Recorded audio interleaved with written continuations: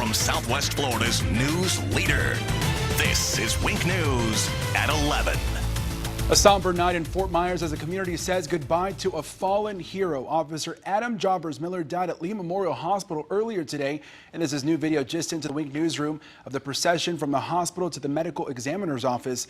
The Fort Myers police officer fought for his life over the last week, suffering from a bullet wound to the head. He was just 29 years old. For the last 7 days, Officer Jobbers-Miller remained in the thoughts and prayers for many around Southwest Florida.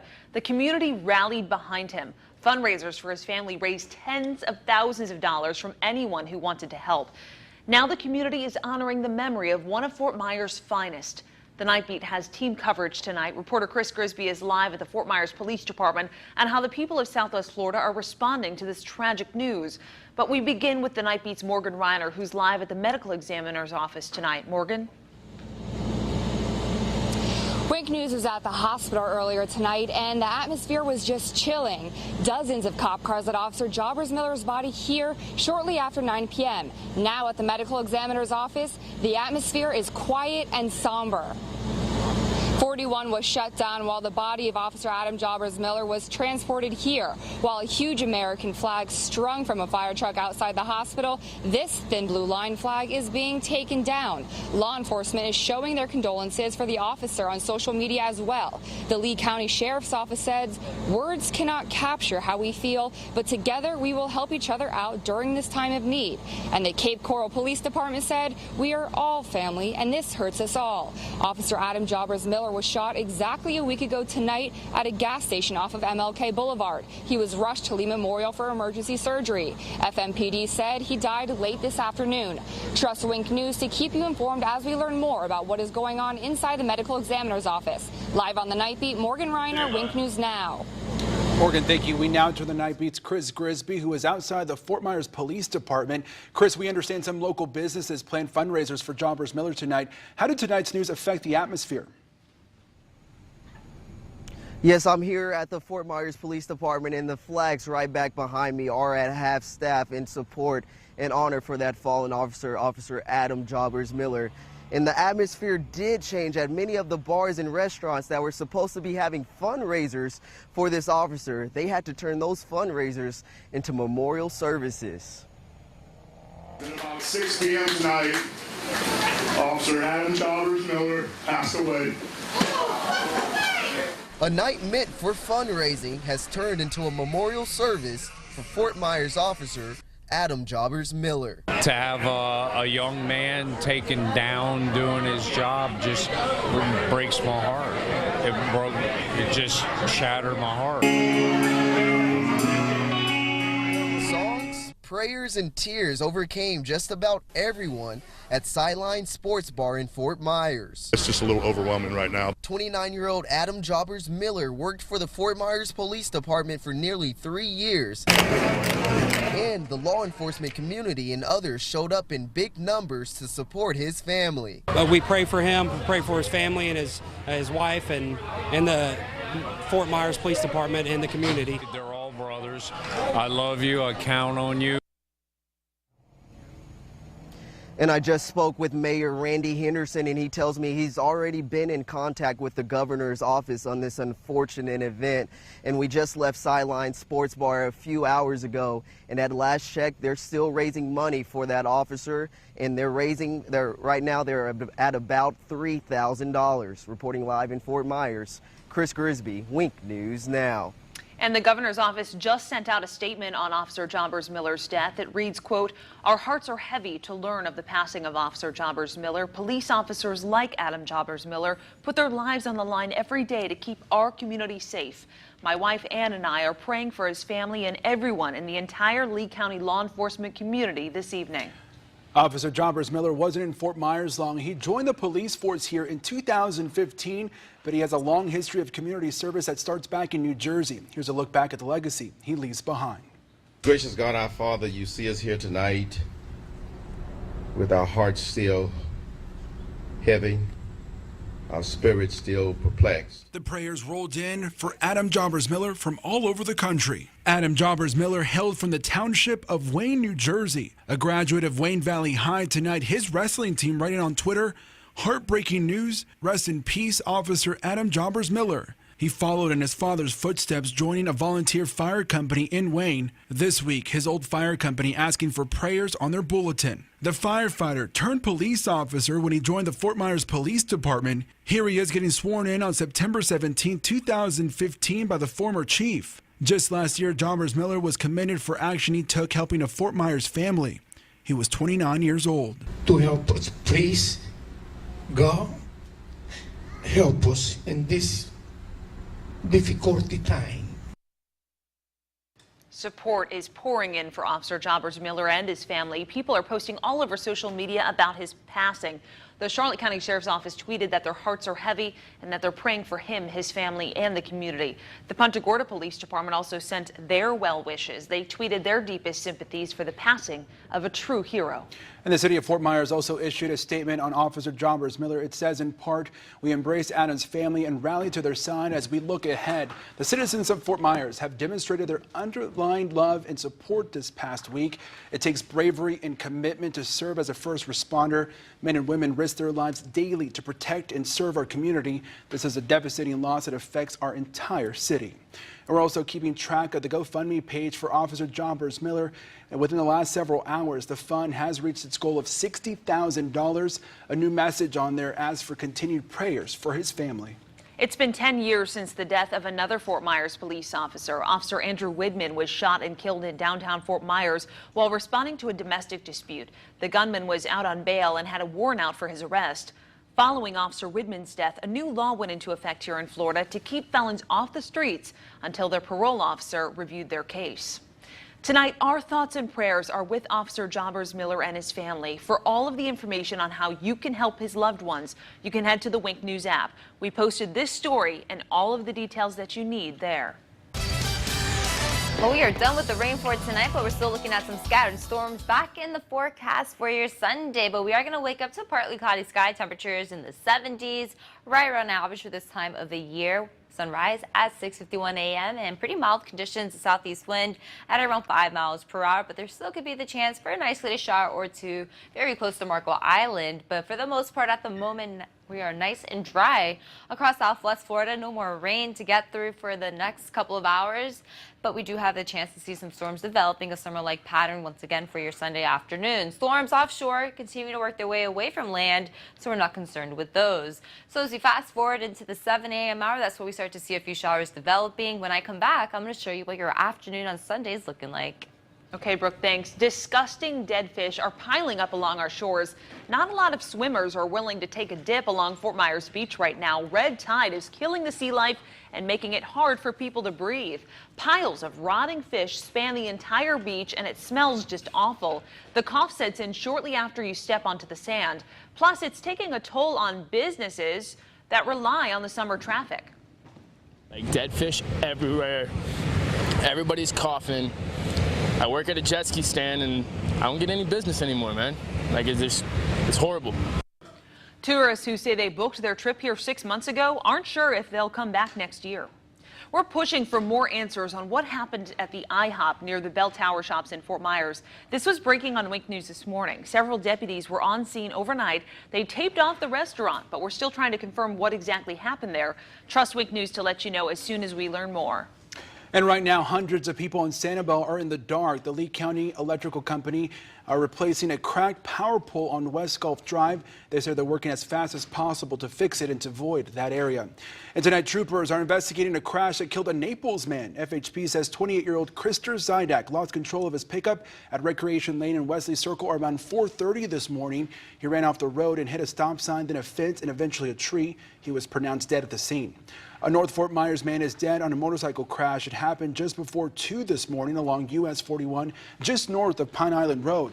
A man driving a motorcycle hit a raised concrete curb and flipped his bike. The motorcycle then slid more than 100 feet and pinned the driver underneath. The driver's name has not been released because investigators are still trying to notify his family. And Governor Rick Scott has more money than he previously reported to state authorities. Scott turned in a 125-page financial disclosure to the U.S. Senate yesterday, and for the first time, he's required to reveal not only how much money he has, but also the financial holdings of his wife, First Lady Ann Scott. Last month, Scott reported that his net worth is more than $232 million, and Ann owns at least $170 million worth of assets. The first art walk for North Fort Myers today. Dozens of artists were on hand at Hancock Bridge Square, displaying everything from spray-painted artwork to weaving. Food vendors were also there, passing out local treats. Organizers hope the event brings more people to an area that's badly in need of a boost. It's refreshing to see the community out here supporting us like this. It couldn't be better. And, you know, all the artists are happy that we're doing this. So I think it's something we really need. Organizers say events like this will help fund an art center and hopefully transform North Fort Myers into more of a destination. Another art walk is planned for October. Deadly wildfires ripped through Northern California, taking more lives. The latest information on how crews are fighting those flames. Plus, two groups on the opposite sides of a major issue, how they're spreading their message from the same spot. Loved ones said their goodbyes to a man in a parking lot dispute that's shining light on Florida's Stand Your Ground law. Marquise McLaughlin was laid to rest today in Largo. He was shot and killed by Michael Draca last week in a dispute over a handicapped parking spot. There was a physical fight between the two men before shots were fired. The Pinellas County State Attorney's Office is deciding whether Draca will face charges. Senator Bill Nelson has asked the Department of Justice to look into this case. Developing now, a fight over a parking spot ends with a man dead. Julio Ramos faces murder charges for stabbing Oswald Zambrano. Fort Lauderdale police say Zambrano was parked in a handicapped spot outside a daycare when Ramos started yelling at him for parking there. The argument got heated, and police say Ramos stabbed Zambrano, who died 10 days later. Officials are working to figure out how a man got electrocuted in someone's home. They found him dead in his attic in Miami. Miami Fire says they had a tough time even getting to him because he was in a very confined space. They say he'd been dead for some time. Co-workers say he was doing electrical work when he died. They went to look for him at the home when he didn't answer his phone.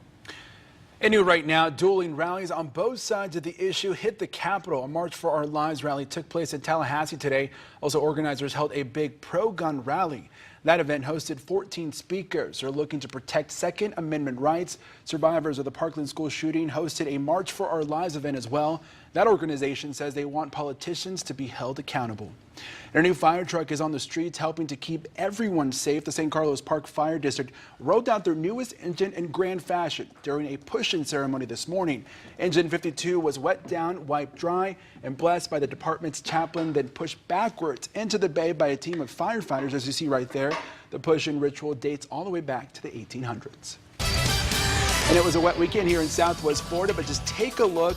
The rain did give way to this beautiful rainbow that was right near Wink News. I took this right outside and I used the panoramic iPhone shutter.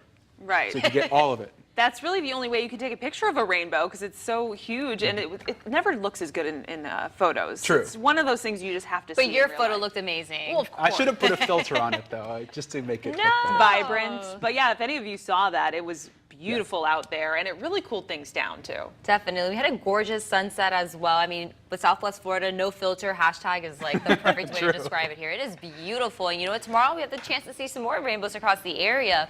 Now, from Southwest Florida's news leader, this is Wink News at 11. Remembering a fallen hero, Wink News is with the Southwest Florida community tonight as we mourn the death of Officer Adam Jobbers Miller. He died from his injuries at Lee Memorial Hospital earlier today. The Nightbeat's Morgan Reiner is live at the medical examiner's office right now. Morgan. Wink News was at the hospital earlier this evening, and the atmosphere was just chilling. Dozens of officers brought Officer Adam Jobbers Miller's body here shortly after 9 p.m. Now at the medical examiner's office, the atmosphere is somber and quiet. 41 was shut down when they brought Officer Adam Jobbers Miller's body here. While a huge American flag strung from a fire truck outside the hospital, this thin blue line flag is being taken down. Law enforcement is showing their condolences for the officer on social media as well. The Lee County Sheriff's Office said words cannot capture how we feel feel, but together we will help each other out during this time of need. And the Cape Coral Police Department said, we are all family and this hurts us all. Officer Adam Jobbers Miller was shot exactly a week ago tonight at a gas station off of MLK Boulevard. He was rushed to Lee Memorial for emergency surgery. FMPD said he died late this afternoon. Trust Wink News to keep you informed as we learn more about what is going on inside of the medical examiner's office. Live on the Nightbeat, Morgan Reiner, Wink News Now. The community planned on hosting a fundraiser for Jobbers Miller tonight. It turned into a memorial. Wink News was there when the crowd learned the devastating news. Passed away.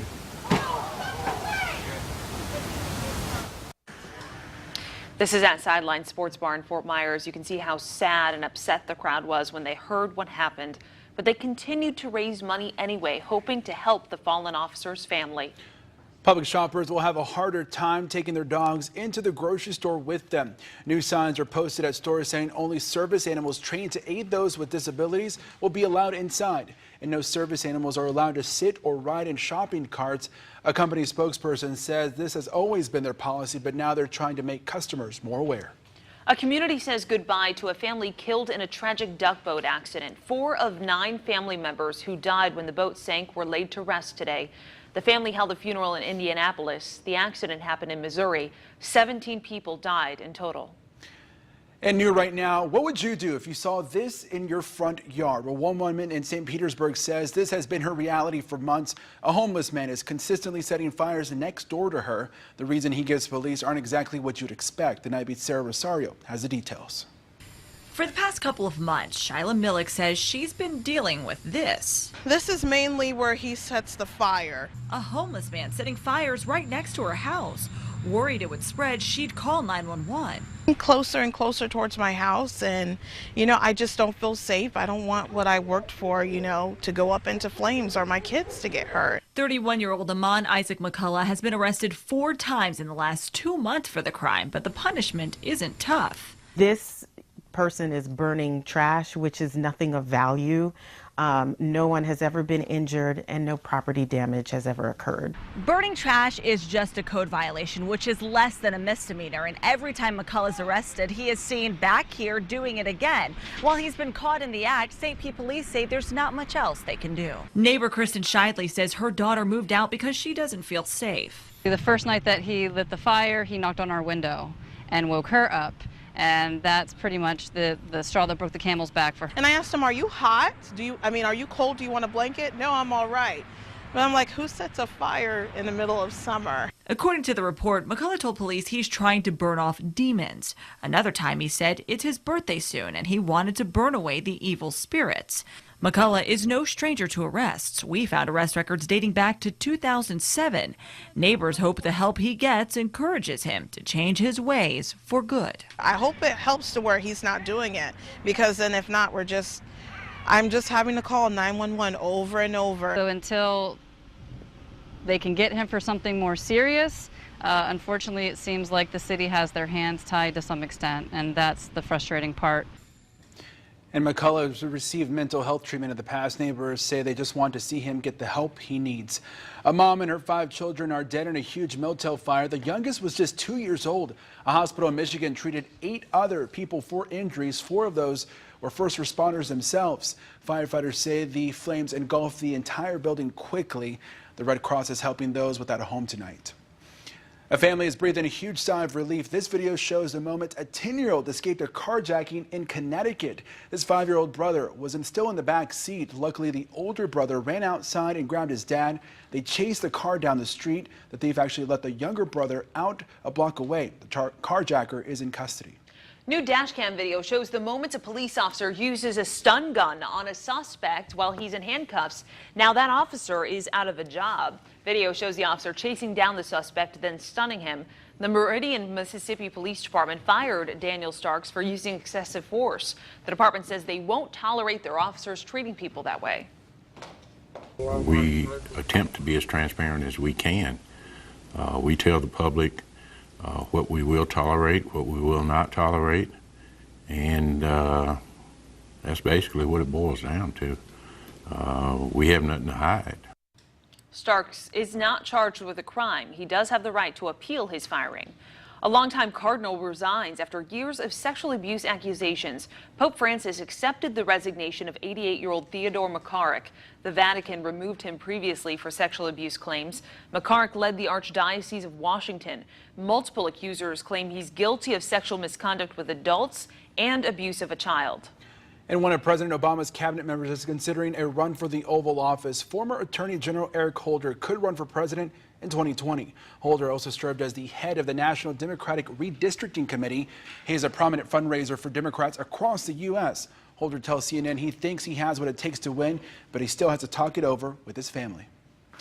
And new tonight, a dangerous prank leaves a teen with serious burns, as you can see right here. It's the latest internet challenge that's getting popular with kids.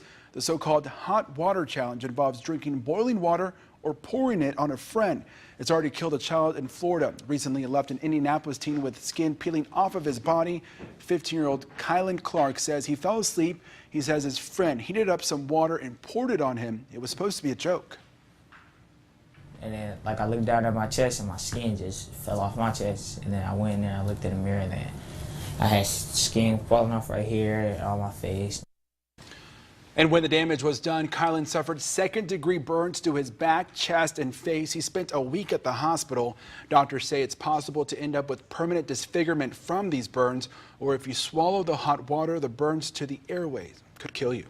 How far would you go to rescue an animal? One brave man climbs down a sinkhole to rescue a baby cow, and it's all caught on video. That story in just minutes. And I stopped the car. I said, okay, now you need to get out because you just physically assaulted me. An Uber ride from hell. One driver says she tried to help her passenger, but the woman attacked her instead. Her terrifying story after the break. Well, it's looking quiet for the first half of your Sunday, but the second half, that's when we're going to see storms back here in Southwest Florida. I'll have those details and time them out for you coming up. At least 60 people are dead from violent flooding in India. Thousands of people are dealing with heavy rains that submerged parts of the northern region. More than 50 people are recovering from injuries since the flooding started on Thursday, and one building even collapsed. Monsoon rains are typical for this type of year. New details in the deadly fires in Greece. Officials believe the death toll is up to 87 people. They believe the fires are the work of arsonists carrying out a well-prepared plan. It's the deadliest tragedy in Greece in over a decade. Crews are still searching through the charred remains of homes and cars. Honoring those taken in a tragedy, the city of Annapolis, Maryland hosted a benefit concert for the families and survivors of the Capitol Gazette shooting. About a month has passed since the shooting that killed 5 people and hurt several more. The band Good Charlotte headlined. They have ties to the city. The event observed a moment of silence at 2:33 p.m., the exact moment of the shooting. And caught on camera, watch as firefighters rescue cows from a sinkhole. This happened in Howe County, Missouri. The man who owns the cow says he started searching his property and found them on Thursday. He found them in a hole about 30 feet deep. He says he couldn't get to them alone, so he called for backup. I realized there's no way I can get them out by myself, so we called the fire department, and a kid named Joseph Lambert was brave enough to get lowered down in there. To go, Joseph Lambert. Well, sadly, one of the calves didn't make it. It survived 2 weeks in that hole. The other calf is safe and back home with its mom. Oh. Well, flying high in the sky, the United States Army's Golden Knights parachute team soared over an audience in Pennsylvania. They performed at the annual Westmoreland County Air Show this weekend in Latrobe outside Pittsburgh. The U.S. Air Force Thunderbirds also performed. About 100,000 were expected to attend. The Aviation Spectacular is in its 20th year.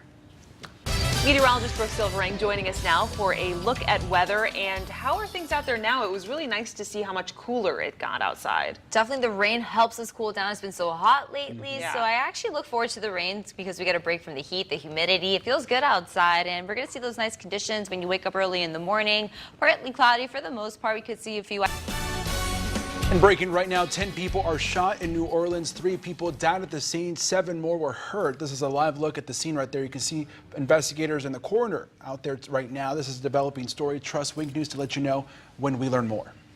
We told you at the beginning of this newscast, Fort Myers police officer Adam Jobbers Miller has died. This is brand new video of his processional from Lee Memorial Hospital to the medical examiner's office. It's been amazing to see the outpouring of support and love to the officer and his family. Taking a look now at this GoFundMe that was put on by the Fort Myers Police Department, it has now reached over $61,000. And we have all of this information posted on the Wink News app as well as winknews.com. If you'd like to donate to support his family, it's been really amazing to see everybody come together in this terrible time. I've been tracking this GoFundMe, and when around 6 o'clock, 7 o'clock, when we heard about his death, it was at like 52. So it's good to see all that money is going to his family and all the support they need right now. Yeah. Well, thanks so much for joining us tonight. You can watch Wink News starting at 6 a.m. tomorrow morning.